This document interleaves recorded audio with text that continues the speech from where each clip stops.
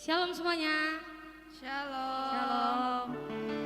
Selamat malam, selamat datang di ibadah pendalaman Alkitab Remaja Apostol HKBP Pekanbaru. Kamis 28 April 2022. Topik yang kita ambil pada malam hari ini Unstoppable, Efesus 5 ayat 14. Sebelum kita memulai ibadah kita angkat lagu pujian kita yang pertama, Rayakan Yesus Rayakan.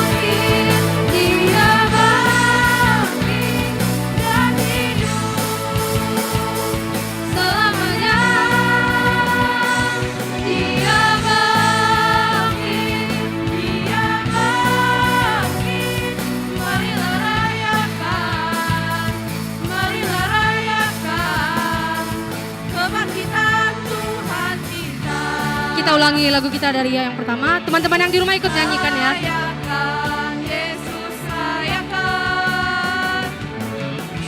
Rayakan Yesus rayakan. Rayakan Yesus rayakan. Rayakan Yesus rayakan.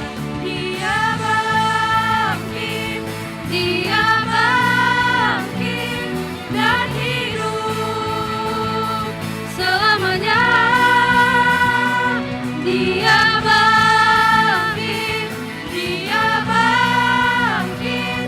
Marilah rayakan, marilah rayakan kebangkitan Tuhan kita. Dia bangkit, dia bangkit dan hidup selamanya.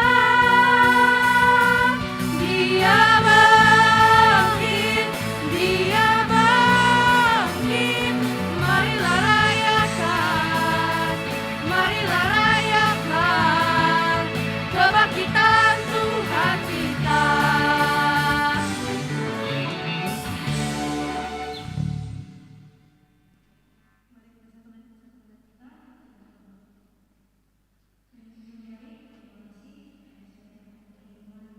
yang telah Kau berikan. Dari pagi tadi Tuhan, kami bangun dari tempat tidur kami masing-masing. Kami beraktivitas dan sampai pada saat ini Tuhan, Kau masih mengumpulkan kami tanpa kekurangan satu apapun di tempat ini untuk memuji, memuliakan nama-Mu di PA Remaja Apostol HKBP Pekanbaru malam ini Tuhan. Tuhan, kami akan memulai ibadah kami, berkati rangkaiannya dari awal pertengahan hingga akhir. Berkatilah ibadah ini supaya menjadi berkat bagi kami masing-masing Tuhan dan dapat kami bawa ke tengah-tengah keluarga kami. Tuhan Yesus, kami adalah manusia yang berdosa, ampuni segala dosa dan kesalahan kami agar kami layak di hadapan-Mu. Di dalam nama-Mu kami sudah berdoa dan mengucap syukur. Amin. Kita lanjutkan acara kita hari ini. Kita angkat lagu pujian kita yang kedua.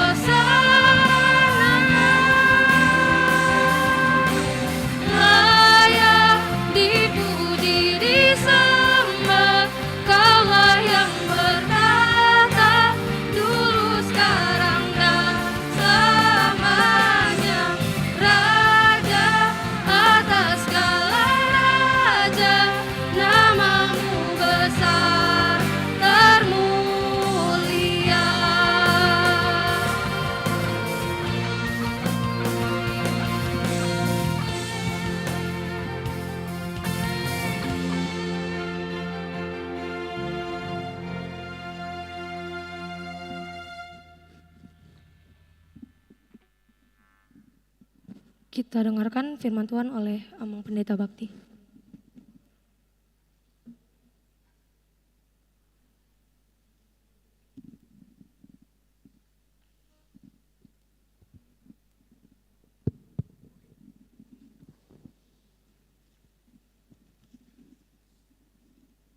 Baik, mari kita bersatu di dalam doa. Bapa di dalam surga, kami bersyukur malam hari ini kami telah berkumpul kembali dalam PA Gabungan Remaja dan Naposo Bulung di tengah-tengah persekutuan kami. Tuhan, kami bersyukur karena Tuhan memberkati kami sepanjang hari ini dan juga hari-hari yang lalu dalam pekerjaan, dalam studi dan persekutuan kami. Kami ingin tetap mendengarkan firman Tuhan, berkatilah Tuhan firman-Mu, menjadi kekuatan bagi kami dan pedoman serta penghiburan. Di dalam nama Tuhan Yesus Kristus Tuhan kami. Amin. Salam, Horas, remaja dan Naposo Bulung, kita semua yang hadir di sini. Firman Tuhan bagi kita pada malam hari ini dalam PA Gabungan ini tertulis dalam Efesus pasal 5 ayat yang 14. Demikian firman Tuhan. Itulah sebabnya dikatakan, bangunlah hai kamu yang tidur dan bangkitlah dari antara orang mati dan Kristus akan bercahaya atas kamu. Sekali lagi, bangunlah hai kamu yang tidur dan bangkitlah dari antara orang mati dan Kristus akan bercahaya atas kamu. Demikian firman Tuhan. Saya bersyukur berada di tengah-tengah kita pada malam hari ini, remaja dan Naposo Bulung. Kita bisa kembali mengadakan PA Gabungan pada malam hari ini. Meskipun malam hari ini saya kira banyak juga teman-teman kita yang belum bisa hadir ya. Dan saya kira ini terakhir saya bisa bersama-sama dengan kita, karena sebagaimana yang kita tahu, kami akan pindah tugas ke HKBP Harapan Jaya. Sebagai pendeta HKBP saya bersyukur pernah berada di tengah-tengah persekutuan kita ini. Di tengah persekutuan khususnya remaja dan Naposo Bulung, saya lihat juga di sini beberapa anak sidi. Tentu kamu enggak seterusnya ingin jadi remaja kan? Siapa di sini remaja? Yang masuk remaja gitu. Ya. Kamu kan enggak seterusnya ingin jadi remaja kan? Atau ingin jadi remaja terus? Demikian juga Naposo Bulung, kakak abang, mana abang kakaknya yang Naposo Bulung? Cuman satu aja, dua? Oh, ya, kamu juga pasti nggak kepingin jadi Naposo Bulung terus. Nanti ada waktunya akan naik level kan gitu ya. Dan nggak mesti berada di sini terus, nggak jadi remaja terus. Tapi kamu menikmati masa remaja dan juga masa Naposo Bulung. Jadi saya sebagaimana ditetapkan gereja kita khusus untuk koordinator pelayanan di remaja dan Naposo Bulung, bersyukur bahwa kita pernah di persekutuan ini bersama-sama, terutama juga hari Jumat kemarin kita telah memilih pengurus seksi remaja ya yang baru. Ada seksi remaja di sini saya lihat dan juga pengurus seksi pemuda atau Naposo Bulung di jemaat kita ya. Selamat bertugas. Nah, ini semua bagian dari bagaimana Tuhan mempersiapkan kita terutama dalam persekutuan kita pada malam hari ini ya. Saya sendiri pernah melayani di sini 3 tahun, saya akan terus ceritakan dan saya tidak akan lupa jemaat ini ya, persekutuan ini sebagaimana kita pernah bersama-sama di sini. Saya kira juga pada tempatnya kalau di awal renungan ini saya kasih tahu kalau ada misalnya yang kurang srek, kurang mengena di hati. Saya tahu karena memang pandemi yang kita jalani hampir 2 tahun ada seperti seperti yang nggak kesampaian ya, adik-adik remaja dan Napas Bulung, yang biasanya kita bisa sama-sama gabung, tapi mungkin sekarang dalam pembatasan-pembatasan, saya minta maaf kalau ada misalnya yang kurang tepat, kurang berkenan ya. Kalau ada mungkin juga kata-kata atau sikap kami yang salah, saya minta maaf. Dan kiranya ke depan persekutuan kita menjadi lebih baik. Saya juga berdoa saudara-saudara sekalian, remaja dan Napas Bulung dimanapun berada, ya, yang SMP, yang SMA, yang udah kuliah atau yang udah kerja, yang lagi cari jodoh, ya semuanya nanti mencapai sukses dan cita-citanya ya. Amin. Jadi titip salam juga sama orang tuamu, sama bapak, sama mama, sama semua keluarga ya. Inilah persekutuan kita di jemaat kita. Saya kira topik yang dipilih pada malam hari ini bagi kita semuanya, unstoppable, adalah salah satu yang penting bagi kita, bagi kamu terutama, karena jalanmu masih panjang. Saya udah pernah seperti kamu, saya udah pernah duduk di situ, sama seperti kau, umur belasan tahun, umur 20-an tahun. Ya, saya tahu bagaimana rasanya. Dulu waktu saya capen, tahu capen? Siapa yang mau jadi capen di sini? Ya, saya diledekin, capen, oh capen, capen itu apa? Capen rupanya celana pendek gitu kan. Ada juga remaja disebut sebagai capen, karena apa? Dia pakai celana pendek udah malu, celana panjang masih kepanjangan celananya, jadi tanggung dia gitu kan. Jadi serba nanggung. Tapi saya yakin di sini nggak ada yang canggung atau yang tanggung-tanggung ya. Kalau remaja ikuti remaja. Kalau dia sudah masuk Napas Bulung, ikuti juga Napas Bulung. Jadi contoh kepada adik-adik remaja. Ya. Jadi pada malam hari ini ada semacam keinginan kita, ya, bagaimana kita memang akan terus berjalan. Unstoppable itu maksudnya kira-kira kita akan terus berjalan. Ya, karena memang waktu saudara-saudara nggak akan menunggu kita. Benar gak? Bisakah kita rem waktu? Cit, waktunya berhenti dulu, gitu. Umur saya jangan tambah dulu. Ternyata nggak ada. Satu waktu, satu hari tetap 24 jam. Dan itu akan terus berjalan. Saudara setuju, nggak setuju, saudara siap atau enggak, semuanya akan terus berjalan. Jadi waktu akan terus berjalan, ya kan? Kemudian kejadian-kejadian, peristiwa-peristiwa akan terus datang.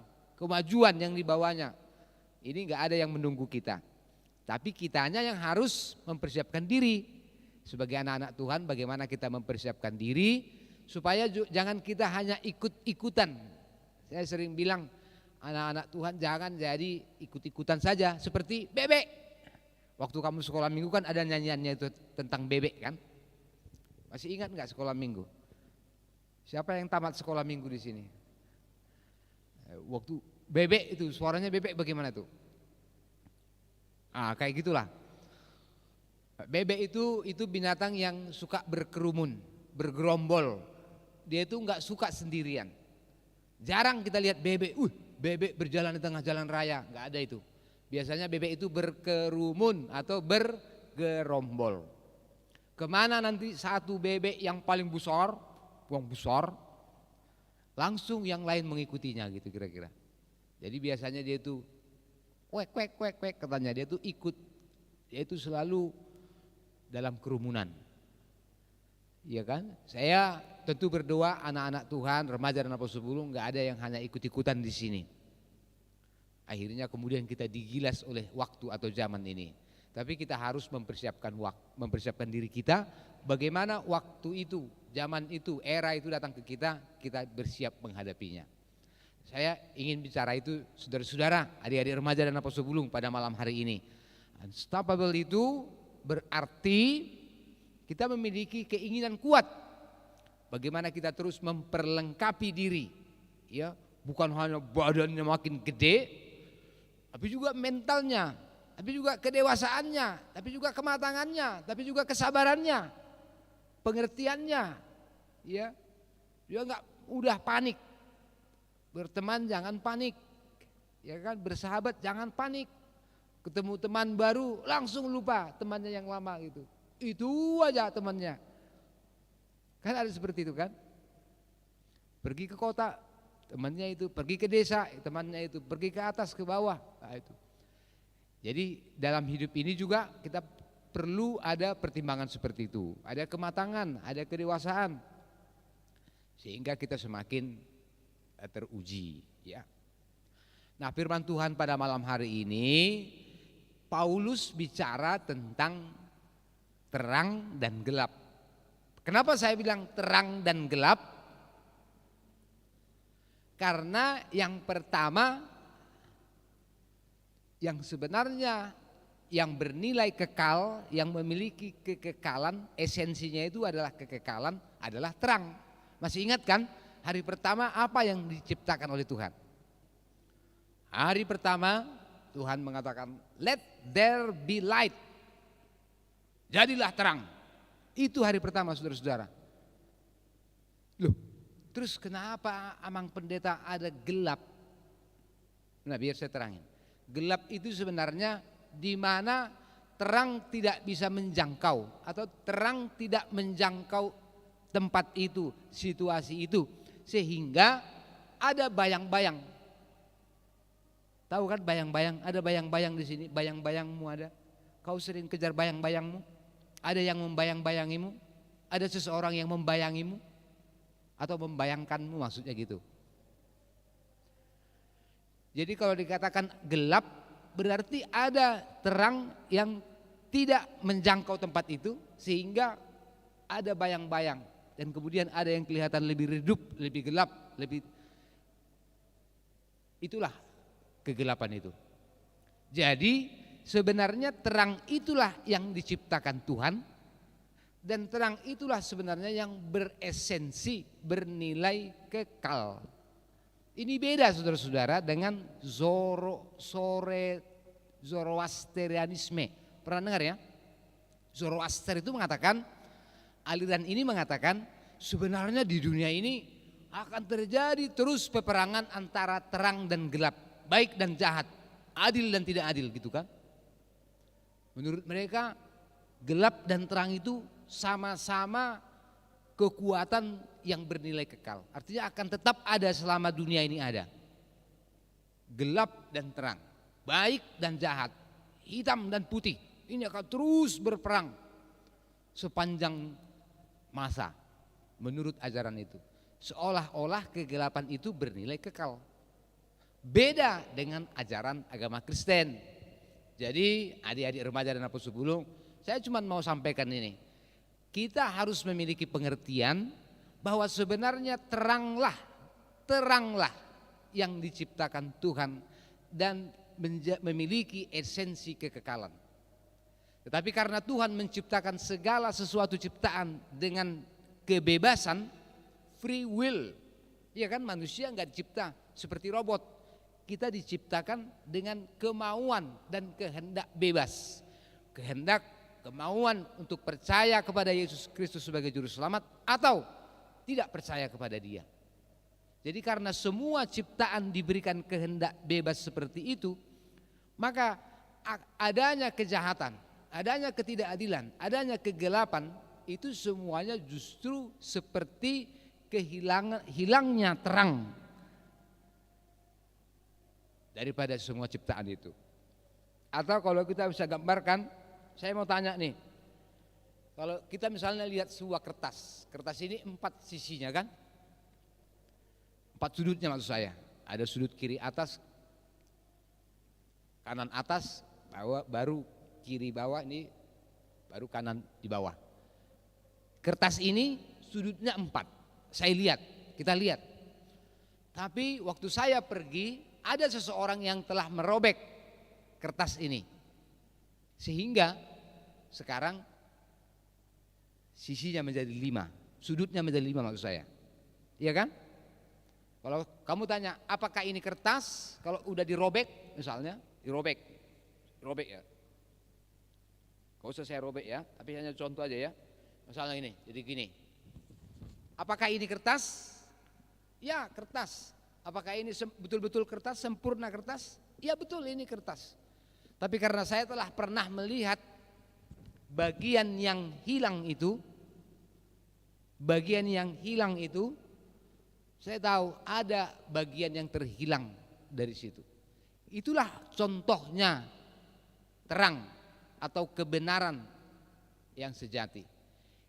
Jadi kalau ada gelap, itu adalah bagian yang hilang dari terang itu. Atau gelap itu adalah di mana terang tidak menjangkau, tidak ada di situ. Sehingga ada bayang-bayang dan kegelapan. Nah, itulah sebabnya saudara-saudara, terang itu menjadi penting. Terang itu adalah esensi Allah. Masih ingat dalam kitab Yohanes, Allah adalah terang. God is light. Jadi Allah itu adalah terang. Jadi kalau Paulus sekarang mengatakan kamu, dalam ayat-ayat sebelumnya, kamu adalah terang. Kamu berada dalam terang. Dia tidak mengatakan kamu hanya berada dalam terang, tapi dia mengatakan bahwa kamu adalah terang. Sekarang kita baca ayat 8. Coba misalnya kita baca ayat 8. Memang dahulu kamu adalah kegelapan. Iya kan? Tapi sekarang kamu adalah terang di dalam Tuhan. Jadi Paulus tidak mengatakan dulu kamu memang berada dalam kegelapan, tapi kamu sekarang berada dalam terang. Paulus tidak mengatakan seperti itu.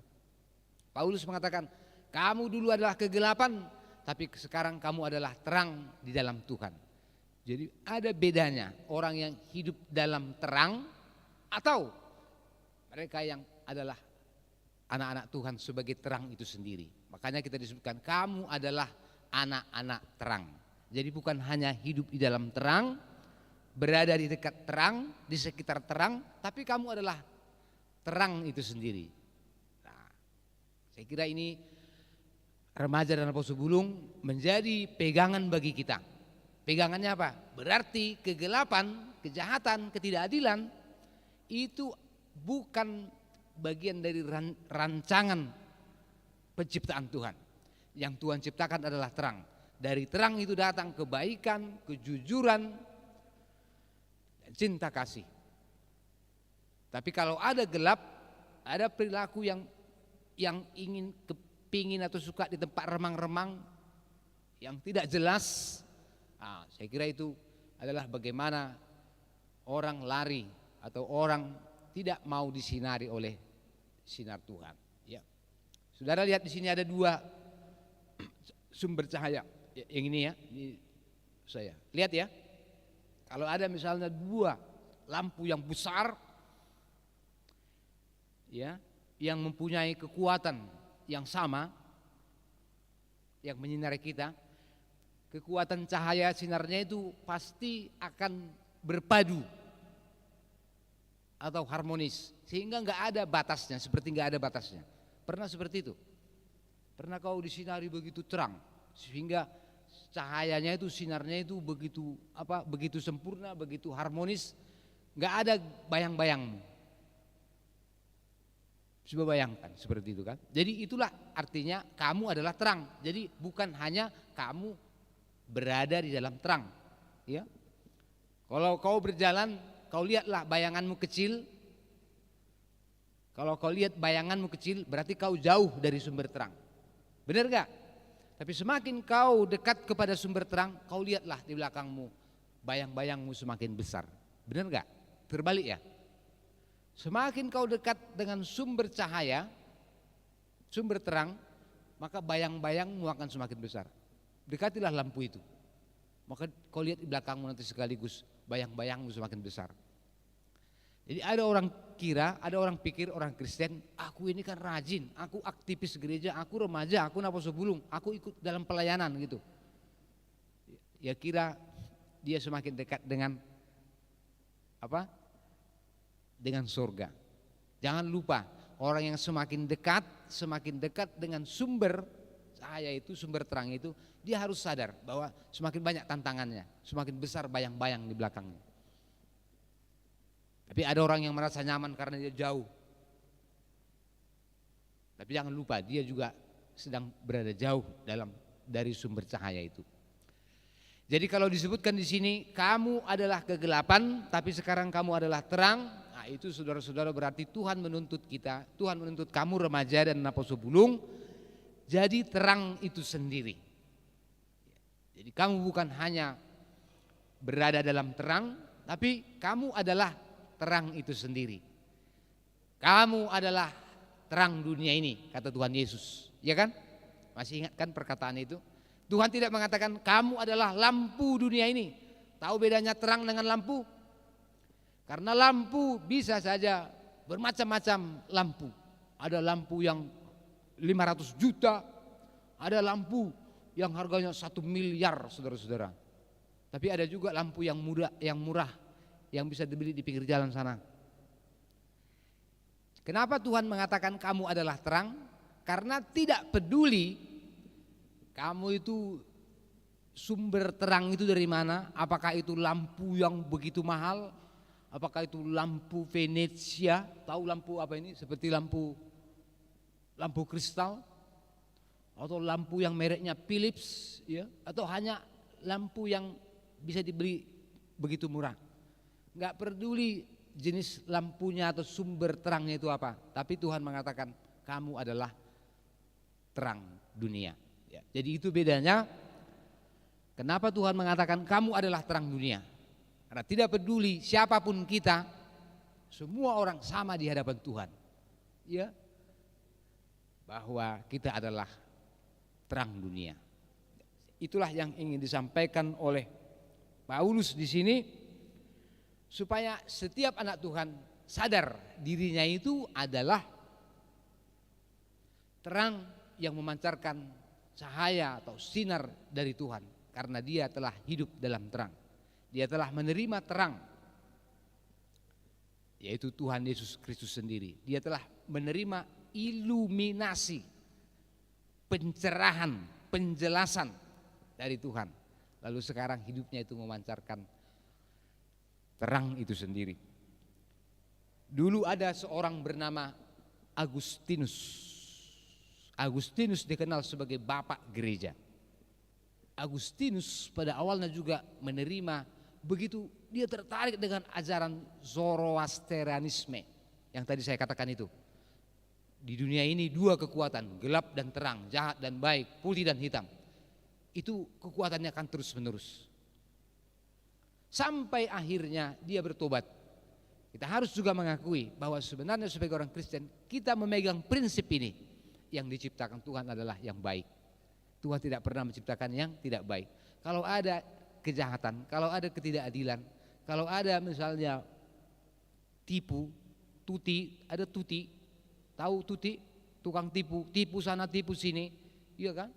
Pakai topeng dan tindakan kejahatan lain, itu semuanya adalah saat seseorang tidak mau menerima cahaya sehingga kegelapan, ya, remang-remang dan terang tidak menjangkau dia. Ya, saya minta kita baca sekarang Yakobus 1 ayat 17. Ayo kita baca Yakobus. Saudara-saudara tahu Yakobus di mana? Saya tahu, tapi enggak saya kasih tahu. Di mana Yakobus? Yakobus, mana Yakobus? Siapa di sini namanya Yakobus? Ada yang namanya Yakobus di sini? Ada yang bapaknya namanya Yakobus atau temannya namanya Yakobus? Yakobus 1 ayat 17. Sudah ketemu? Kalau sudah ketemu, sekarang kita baca dengan suara yang nyaring, ya. Setiap 1, 2, 3. Setiap pemberian yang baik dan setiap anugerah yang sempurna datangnya dari atas, diturunkan dari Bapa segala terang. Padanya tidak ada perubahan atau bayangan karena pertukaran. Jadi Bapa segala terang, ya. Segala pemberian yang baik, yang murni, yang tulen, enggak kawe-kawean. Dia betul-betul murni, tulen. Tahu kan artinya tulen? Makanya Kenapa disebut logam mulia? Tahu logam mulia? Logam mulia itu apa? Emas. Kenapa emas disebut logam mulia? Karena emas, kenapa ya? Karena emas itu tidak bisa atau tidak mau beroksidasi, sehingga emas tidak mungkin berkarat. Itu tulen, murni, sama seperti itu. Itu gambaran aja ya. Jadi Tuhan Bapa sumber terang, segala terang katanya. Dialah yang memberikan setiap pemberian yang baik, yang murni, yang tulen dari atas. Ya. Dan di dalam Dia tidak ada bayangan, tidak ada pertukaran. Perubahan pun tak ada. Kita yang suka berubah-ubah kan. Hari ini statusnya begini, besok ganti lagi, besoknya ganti lagi. Hari ini statusnya mellow, besok statusnya wah gitu kan. Kita yang suka berubah-ubah, kita yang omongan kita mungkin nggak bisa kita pegang kadang-kadang ya. Tapi kalau Tuhan itu, Dia itu Bapa sumber segala terang, nggak ada perubahan, nggak ada pertukaran. Apapun yang terjadi tidak bisa mempengaruhi Dia. Nah, itulah yang dipegang kemudian dipercayai sehingga membuat Agustinus yang saya bilang tadi, Bapak Gereja bertobat. Sekarang dia tahu bahwa sebenarnya keadaan apapun di dunia ini, fenomena apapun, peristiwa apapun, COVID, pandemi, tidak bisa merubah keyakinan kita bahwa yang baik itu, yang diciptakan Tuhan itu adalah yang baik, yang terang, ya, yang murni. Kalau ada kejahatan, kalau ada ketidakbaikan, kalau ada penipuan, kalau ada kekerasan, intimidasi, bully, itu semuanya karena terang tidak menjangkau, sehingga terjadi seperti itu. Ada korupsi, ada penipuan dan lain sebagainya. Adik-adik remaja dan apa sebelumnya. Nah, kemudian apa yang diberikan Tuhan kepada kita sebagai anak-anak terang? Kita sekarang baca ayat 9. Sekarang kita baca ayat 9, Efesus 5 ayat 9. Coba. Udah ketemu? Karena Efesus 5 ayat 9. 1, 2, 3. Karena terang hanya berbuahkan kebaikan dan keadilan dan kebenaran. Maksudnya saudara-saudara, terang hanya berbuahkan kebaikan, keadilan dan kebenaran, bukan berarti terang itu hanya menghasilkan 3 buah ini. Bukan itu maksudnya. Hanya berbuahkan, bukan hanya yang 3 ini maksudnya, tapi setiap buah yang dilahirkan dari orang-orang yang hidup dalam terang dalam Tuhan, ini adalah jaminan kualitas. Jaminan kualitasnya apa? Kebaikan, kebenaran, keadilan.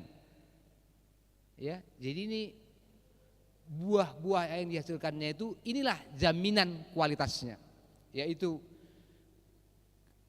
kebaikan, keadilan dan kebenaran.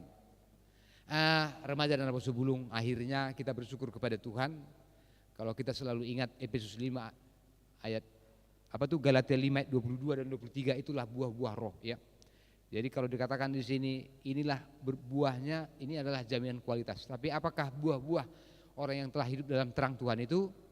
Kau bacalah nanti Galatia 5 ayat 22, dia mempunyai kasih, kebaikan, kesabaran, ketekunan, sampai akhirnya kalau kita baca di situ penguasaan diri ya. Oh ya, ini dia Galatia 5:22. Ayo kita baca buah roh. Kalau saudara ingat buah roh, ingatlah saya. Begitu kira-kira. Ayo sekarang kita baca, tetapi buah roh 1, 2, 3. Tetapi buah roh ialah kasih, sukacita, damai sejahtera, kesabaran, kemurahan, kebaikan, kesetiaan, kelemah lembutan dan penguasaan diri. Berapa? Berapa tadi semuanya? Berapa?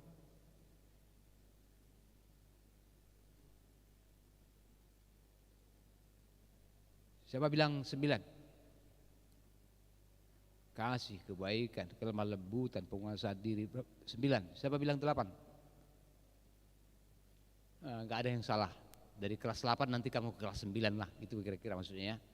Tapi buah-buah roh itu jaminan kualitasnya apa? Tadi yang kita baca dalam ayat 9 Efesus 5 itu, yaitu hanya berbuahkan kualitasnya kebaikan, keadilan, dan kebenaran. Puji Tuhan. Dengan demikian adik-adik remaja dan Napus Sebulung, sekarang jadilah anak terang. Bukan hanya hidup dalam terang, ikut-ikutan dalam terang, tetapi jadilah terang itu sendiri. Hidupmu harus menjadi terang. Seperti nyanyian kita, bersinar, bersinar. Jadi shine and rise. Bangunlah dan percayalah. Bersinarlah. Ya kan? Ini yang buat kita disebutkan tadi, supaya kamu jangan seperti orang, hai orang tidur, bangunlah. Karena Kristus sudah bangkit. Jangan lagi dalam kegelapan. Dalam perilaku kegelapan apa itu? Bohong, tipu, ya kan, manipulasi dan lain sebagainya. Karena apa yang dikatakan orang di tempat yang tersembunyi, kata Tuhan Yesus, nanti akan dinyatakan di atas tingkap-tingkap. Jadi saudara, mulailah sekarang. Karena kebohongan, kelicikan, seperti apapun sekecil-kecilnya, kalau saudara mulai, nanti pada waktunya akan terungkap. Ya. Ketidakadilan sekecil-kecilnya itu nanti akan terungkap. Gitu. Jadi ini latihan bagi kita. Saya selalu memiliki moto seperti itu, saudara-saudara. Supaya kita terus melatih diri. Yang kita katakan tadi, unstoppable. Jadilah anak Tuhan yang unstoppable. Yang terus bertumbuh, terus berkembang. Terus dalam pengertian. Kita bisa aja sakit. Siapa yang pernah sakit? Siapa yang sedang sakit? Atau ada yang sedang sakit hati di sini? Mungkin kita pernah sakit, kita lemah. Tapi itu enggak mungkin menghentikan pertumbuhan kita. Artinya perjalanan kita untuk menuju semakin dewasa. Ya. Jadi ini proses unstoppable. Saya berdoa kiranya saudara-saudara semuanya diberkati Tuhan bersama-sama dengan keluarga, orang tua kita, kakak, adik, anggota keluarga ya, dan persekutuan kita nih. Saya menitipkan gereja ini kepadamu. Saya berani mengatakan itu karena waktu saya hadir pertama kali di sini, saya bilang, waktu saya lihat di sini ada sekolah minggu, di sini ada remaja, ada Napos Sebulung, saya tahu gereja ini memiliki masa depan. Amin. Selama kita tetap memelihara persekutuan ini, muda-mudi, remaja, Napos Sebulung dari sekolah minggu, saya yakin, orang tua kita yakin, siapapun kita percaya, gereja kita ini memiliki hari depan. Karena 5 tahun lagi, 10 tahun lagi, 15 tahun lagi dan seterusnya, kamulah yang akan berdiri di sini, memimpin gereja ini, memimpin persekutuan ini, menjadi teladan. Ya, nanti kamu akan jadi punguan ina. Tahu nggak artinya punguan ina? Inang, gitu ya. Sekarang kan belum dipanggil inang, tapi nanti jadi punguan ina. Jadi emak-emak, gitu maksudnya. Jadi punguan ama. Nyanyi punguan ama. Kurama, maksudnya gitu kan. Sekarang belum ya. Nanti kamulah yang memimpin di sini. Jadi tetaplah dalam persekutuan ini, ajak temanmu. Karena inilah tempat kita bersama-sama bertumbuh. Jadi unstoppable. Anak-anak yang gak mungkin dihentikan oleh hanya karena kekurangan, keterbatasan, sakit hati dan lain sebagainya. Tapi jadi anak yang terus bertumbuh, anak-anak Tuhan yang terus bertumbuh karena pengertian yang semakin mendalam akan firman Tuhan. Jadilah anak-anak terang. Kiranya Tuhan memberkati kita sekalian. Amin. Mari kita berdoa. Terima kasih Bapa di sorga, kami bersyukur karena firman Tuhan pada malam hari ini. Kau menjadikan kami anak-anak terang. Engkau sendiri Tuhan adalah Bapa, sumber dari segala sesuatu yang baik, yang murni. Bapa dari segala terang yang memberkati kehidupan kami, perjalanan hidup kami dan perjalanan jemaat-Mu. Kami bersyukur Tuhan memberitahukan isi hati-Mu kepada kami. Sebagaimana Tuhan meminta kami menjadi anak-anak terang, biarlah hidup kami Tuhan memancarkan terang yang daripada Tuhan. Meskipun kami harus menghadapi banyak kesulitan, tantangan, proses yang mungkin begitu panjang dan susah, tapi kami yakin itulah cara Tuhan untuk mempersiapkan kami menjadi anak-anak Tuhan yang terus bertumbuh dalam pengertian, dalam iman, dalam cinta kasih, dalam kedewasaan dan kematangan menuju kepenuhan di dalam Kristus. Kami bersyukur untuk persekutuan kami selama ini Tuhan. Tuhan kiranya berkenan atas kehadiran kami, atas pemberitaan firman Tuhan, atas nyanyian dan doa-doa kami, atas kegiatan yang diselenggarakan oleh anak-anak-Mu remaja dan anak sulung. Berkati Tuhan pengurus, terutama yang baru terpilih, teruskan perjalanan persekutuan ini remaja dan anak sulung. Kami bersatu hati Tuhan. Berkati orang tua kami, anggota keluarga dimanapun mereka berada. Berkati Bapak dan Ibu kami Tuhan. Kiranya Tuhan memberikan kesehatan panjang umur, rezeki kepada mereka dimanapun mereka berada pada saat ini Tuhan, sehingga mereka terus bisa membutuhi keperluan kami. Tuhan kiranya memberkati setiap rencana anak-anak-Mu dalam studi, dalam pekerjaan, dalam rencana yang mencari jodoh, dan rencana kami ke depannya. Tuhanlah yang mencukupkan segala sesuatu sehingga kami tetap bersuka cita. Terima kasih Bapa di surga, inilah doa kami yang kami sampaikan hanya di dalam nama Tuhan Yesus Kristus Tuhan kami. Amin.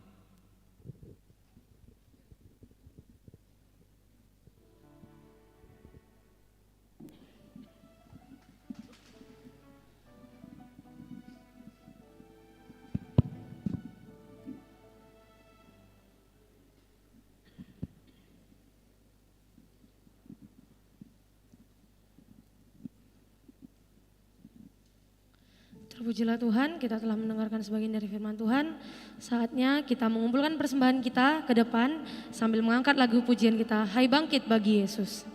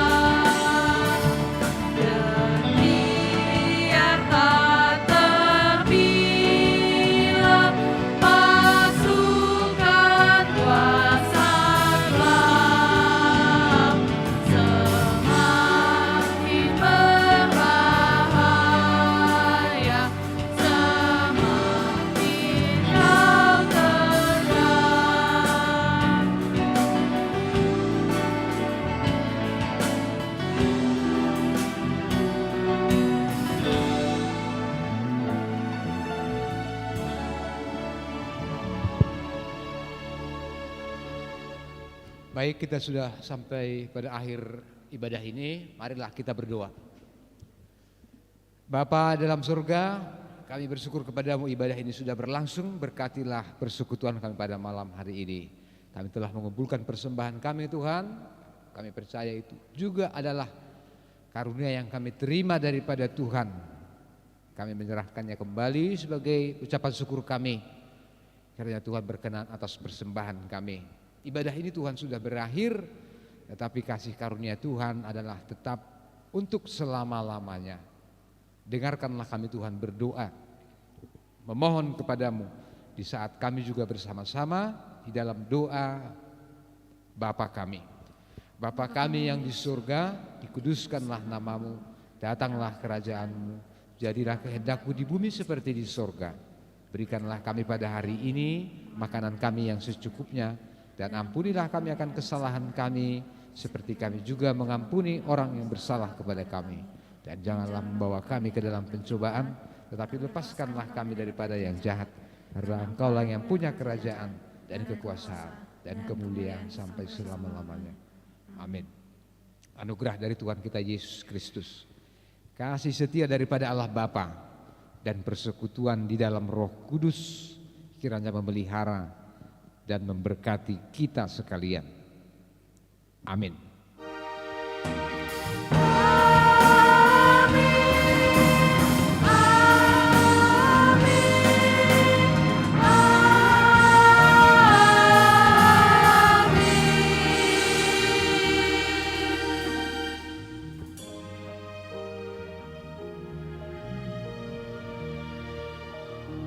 Salam.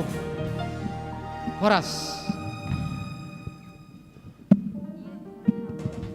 Kalau ada pengumuman kami sampaikan kepada pengurus seksi remaja atau juga seksi dapur 10.